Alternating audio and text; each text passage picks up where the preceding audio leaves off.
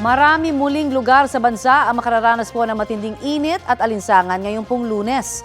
Ayon nga po sa Pag-asa, posibleng sumampa sa 47 degrees Celsius ang heat index o damang init sa Dagupan, Pangasinan. 46 degrees Celsius naman sa Apari, Cagayan.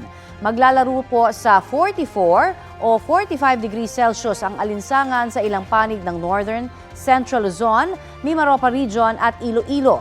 May ilang lugar din po sa Metro Manila, Calabarzon, Bicol, Western Visayas at Mindanao ang posibleng tamaan ng 42 o 43 degrees Celsius ang heat index.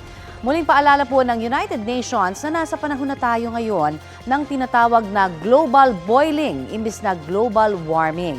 Nito pong Sabado, naitala sa Metro Manila ang pinakamataas nitong air temperature sa loob po ng lampas isang siglo. 38.8 degrees Celsius ang temperatura sa Naiya, Pasay City.